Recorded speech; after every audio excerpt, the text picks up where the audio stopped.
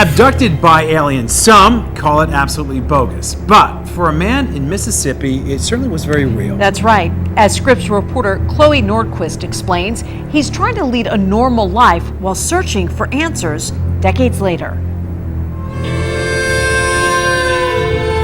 Pascagoula, Mississippi.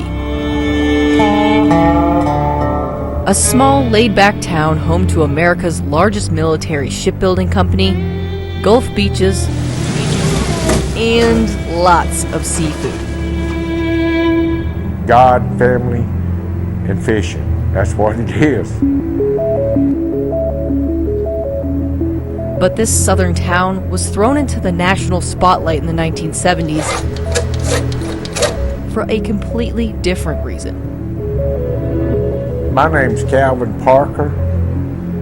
I'm 64 years old. I was abducted by something. I don't know what it was or where it was from. Back in 1973, Parker had just moved to town to work with Charles Hickson.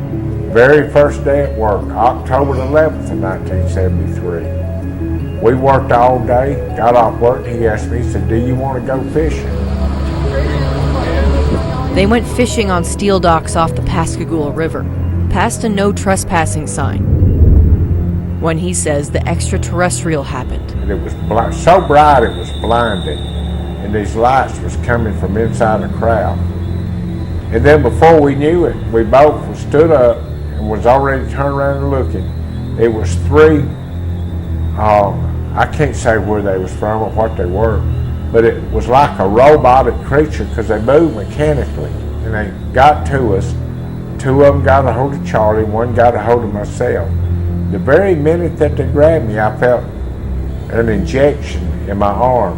They lifted us and took us aboard this female-looking creature. She came out. Now, she had regular facial features, ears and eyes, nose. The only difference I seen in her than what we would, and if you think about it and look at your hands, these two fingers right here are longer, and they was just a little bit longer than ours on her. And she took this right hand and she run it up down the back of my throat. Well, I started choking. He said the beings who took him made it known they did not mean any harm. And that's when he picked me up and they carried me out, set me back down by the river. A story that dominated the front page of the Mississippi Press for over a week. UFOs were the talk of the state. NASA got involved.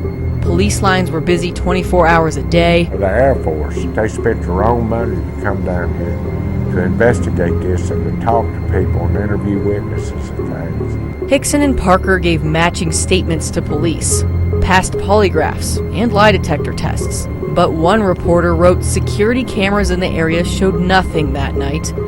Others questioned the legitimacy of the polygraphs. The spotlight was too much for Parker.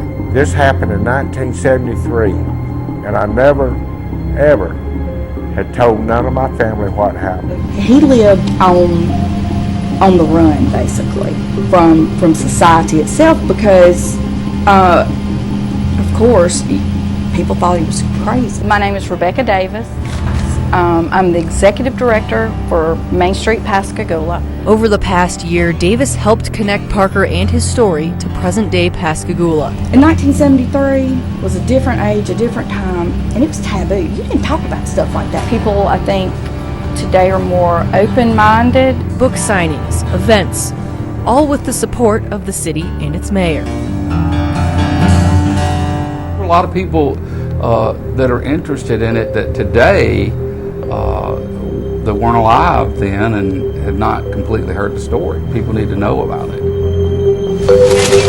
Today, people are more open about their experiences. After the incident happened, we went down there, me and my dad and mom went down to the place where it happened at. It's like a big old spaceship had landed, and it was just incredible. It was just freaked me out. My dad had an unloading dock between the bridges where the aliens came. Well, he was on one side, they were on the other side. Did he see the aliens? No, you did not see the aliens. Honestly, But some of those guys on the shrimp boat might have if they'd have been smoking the same stuff. After decades of hiding, Parker no longer lets his experience impact his life. If you kind of look to your left, that's about where the pier was. It's really hard to tell where anything is by now. Do you ever come out here anymore, or is this? Oh yeah, I fish here all the time. That's awesome. And that's the reason I come. I don't come to look at the side or to dwell on anything, because this is something you can't really dwell on. It would bother you a lot.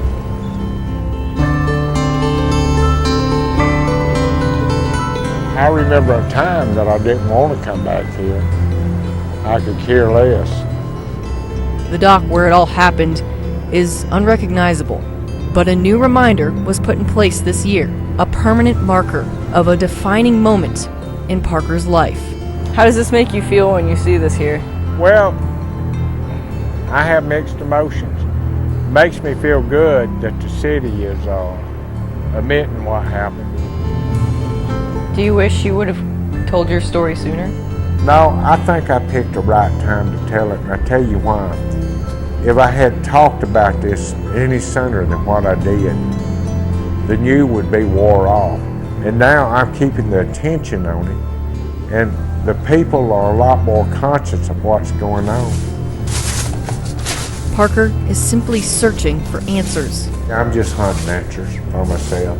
Now, whether we'll ever find them or not, I don't know, but I'll go on my deathbed hunting them. With photojournalist Andrew Snadicke, I'm Chloe Nordquist reporting.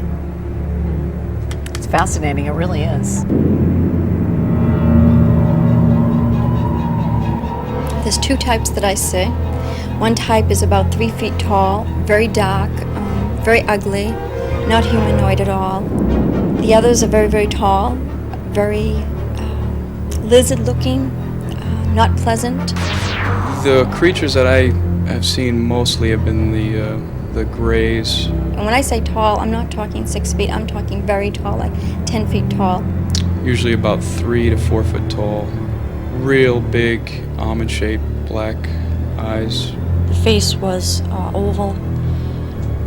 The being itself couldn't have been more than 3 feet tall. It was sitting cross-legged at the top left-hand corner of my bed. Crazy? Off the planet? Out of their tree? Well, probably. But you certainly wouldn't come here, to Harvard University, to look for support for those beliefs. In the great tradition of the great universities, Harvard is dedicated to the search for truth, the highest standards of intellectual inquiry. But now, the Harvard University Medical School is embracing little grey men. Little grey men from outer space who actually abduct humans. After I worked with 40 or 50 of these individuals, I discovered to my amazement that there simply was no psychiatric explanation of this, that something real had happened to them. Dr. John Mack is Professor of Psychiatry at the Harvard Medical School. Professor Mack has spent the last few years listening to some people with very strange stories. Are there common factors to these experiences? Absolutely. The typical story, this would be a condensation of an abduction incident, say. A person is driving along in their car. They may hear a strange humming. They may see a UFO up close, or they may just see the light, powerful light coming down over the car.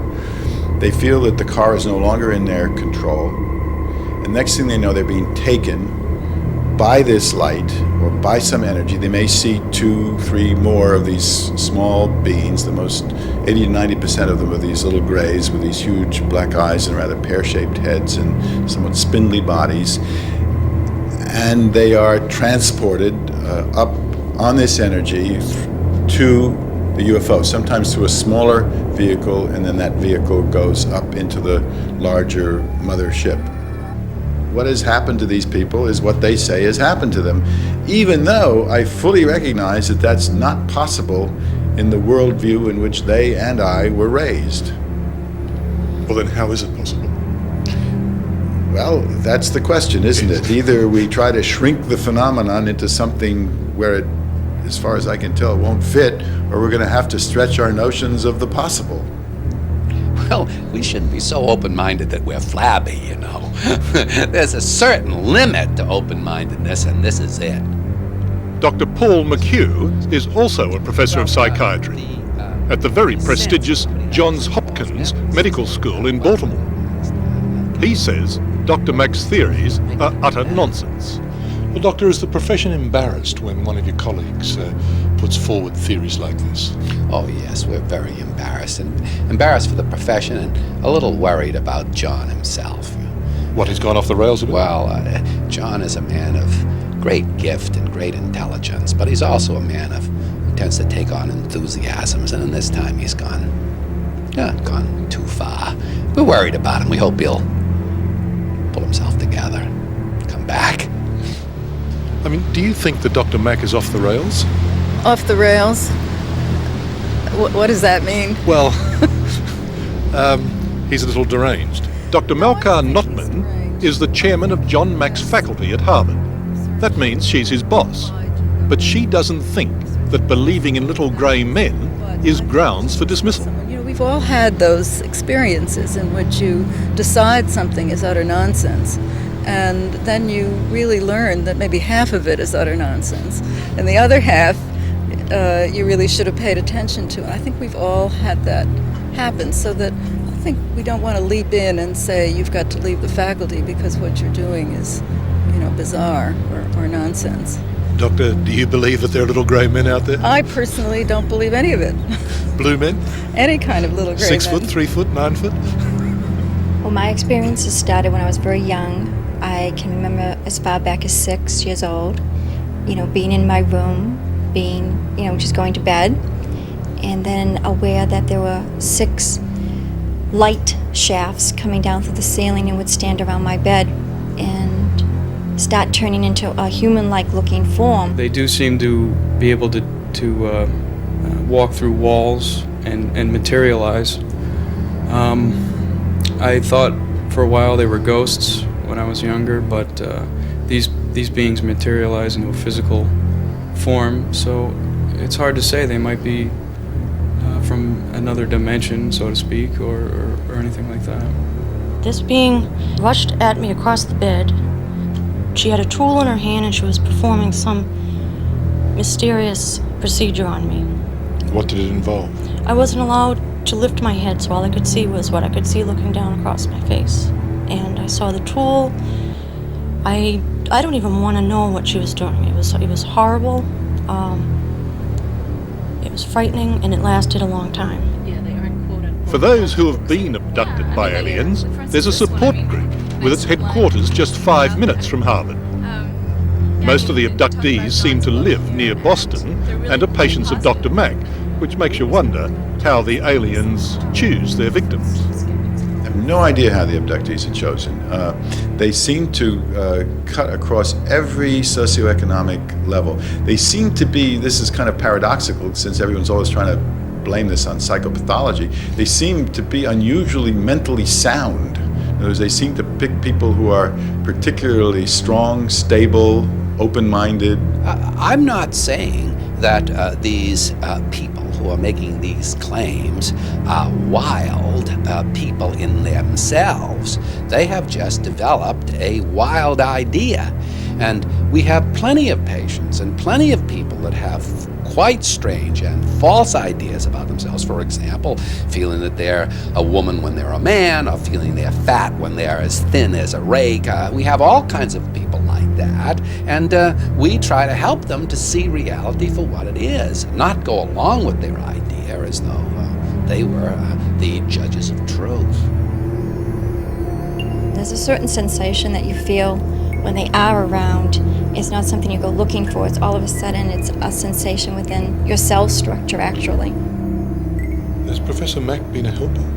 He's been a big help. The biggest thing he's done for me is because of who he is. I went to him because I really wanted him to tell me that, I was hallucinating, there was something physiologically wrong with me, or maybe I was just plain crazy. And he didn't. And after listening to me and he looked me right in the eye and said, "You know, you're not crazy." Is it possible that Dr. Mack has stumbled upon a whole new area of psychiatry?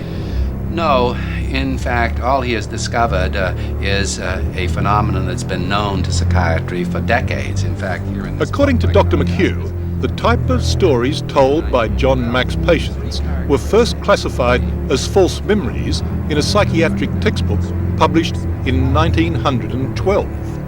Is there any danger in what he's doing? Oh, I think there is, yes, and I quite clearly believe that these patients that he is claiming have been abducted, do have psychological problems, and those problems are being masked by this idea that the explanation is this crazy one. Did you ever think you were going crazy? No. No. The only thing that I thought might be possible is that there was something that was causing a very consistent experience.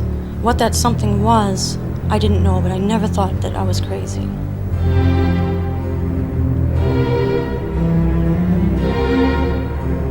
In its long and distinguished history, Harvard University has given the world some notable discoveries.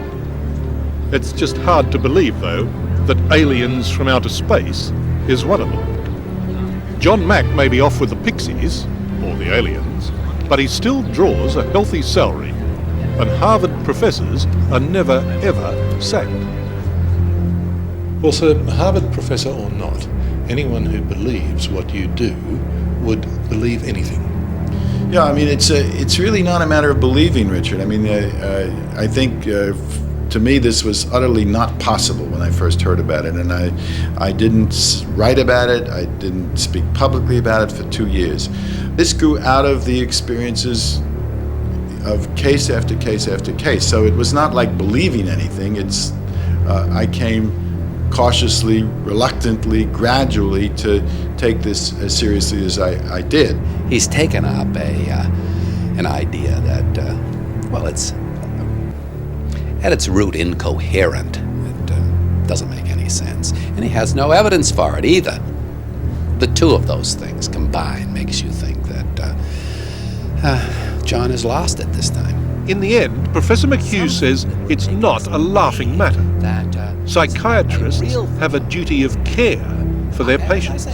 One can propose almost anything in relationship to reality, but eventually the time has come to prove it and not simply assert it.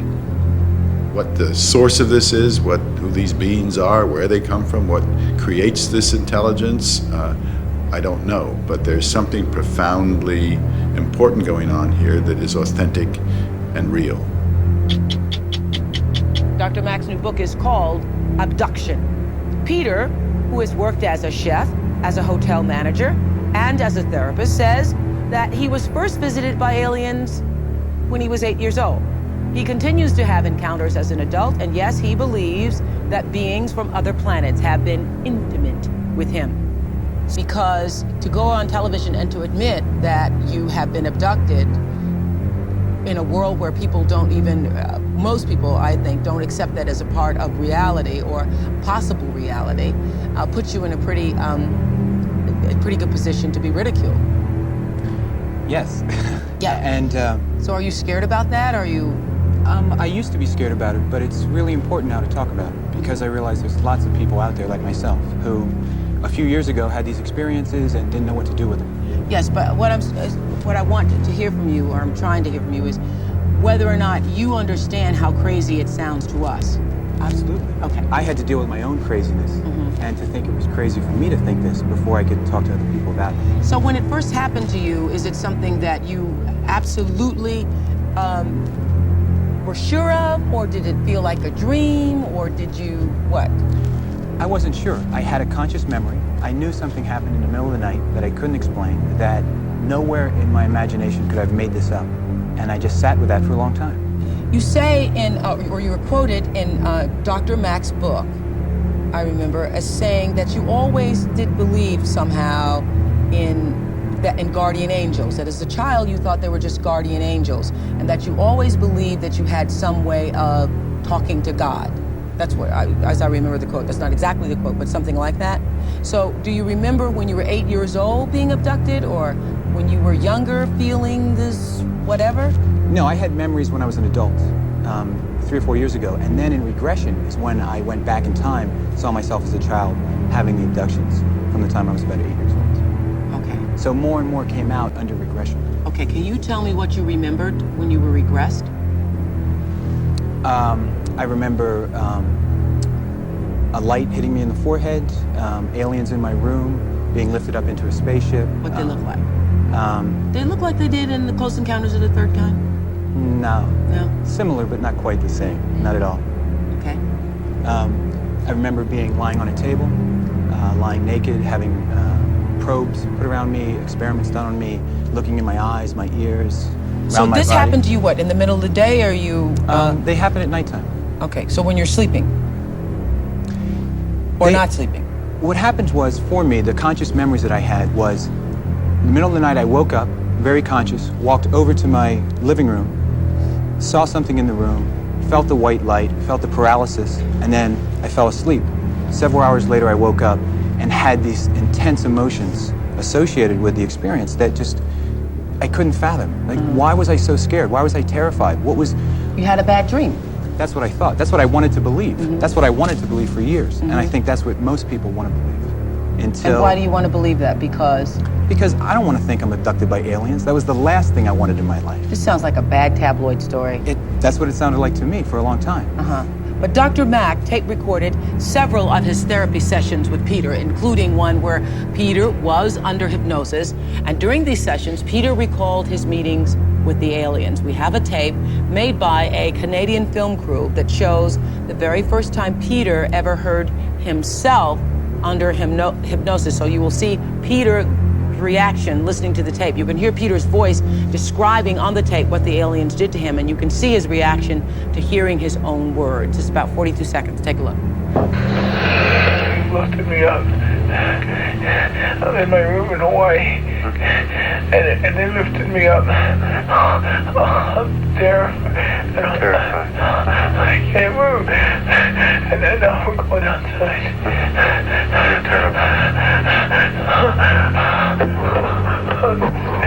And I'm like this. They got me.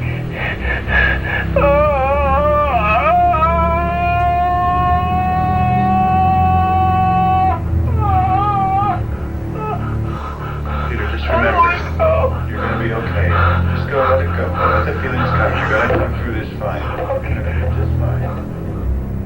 Today's guest became a household name in 2014 after starring in Gogglebox, and since then we just can't get enough of this funny and down-to-earth Geordie lass. Now teaming up with her boyfriend Scott, she's about to reveal something literally out of this world. Now we've got her live from her home in County Durham. Scarlett Moffat, can you hear us? I can. This is so technical. I love it. Oh, it's so nice to see you. How are you doing? I'm really good under the circumstances. Yeah, also happy birthday, Gloria. Now, Scarlett, I am fascinated by this podcast that you're launching today, and it's called Scarlett Moffat Wants to Believe, and it's you and your boyfriend Scott. And basically, I never knew this about you. You are conspiracy theory obsessed. What's your biggest conspiracy theory that you're obsessed with? I think aliens, because my earliest memory ever, I think I was about 6. Me and my dad used to go up the fields near where we lived, and we used to take a notepad, and we used to go looking for crop circles. Okay. Did you ever find any? Well, I mean, I was only like 6 and 7, so in my head I think I have, but I'd like to believe that I have. And you also believe that you've been abducted by aliens? Yeah, so see, my boyfriend Scott thinks that it's a load of rubbish, because I said when I was about 10, a massive beam of light went into my bedroom window, and then I had a dream, but then I think they wanted us to think it was a dream, that I'd like been visited by aliens, but Scott seems to think that it was just a car headlight, and I probably was just a dream. Charlotte, I hope you weren't on the drink at that time of 10. Because that sounds a pretty far-fetched tale to me. What did your parents... Well, I've met a lot of people who don't believe in aliens, and I don't even know what to say to those people, because if they don't have an open mind, then I don't know what you can do. He was dressed very nicely. He was wearing like a suit or like a trench coat. I think it was a trench coat. When I saw this huge reptile guy there in my kitchen, I wasn't scared at all. And I felt like it was a hug without arms, just a kind of a warm hug, and that's really all I really remember. Sometimes you feel special because of it, and then sometimes you don't. Do you know what I mean?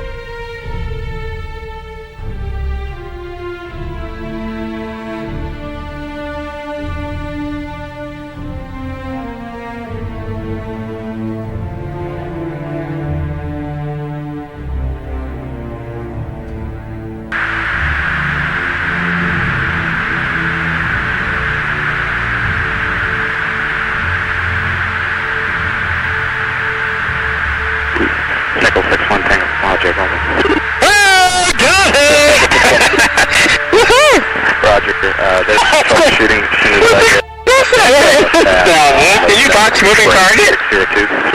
No, I took an auto track. Oh, okay. Oh my gosh, dude. Wow, look at it fly! Dude, that's a f***ing drone, bro. There's a whole fleet of them. Look on the ASA. My gosh. They're all going against the wind. The wind's 120 knots from the west. Look at that thing, dude.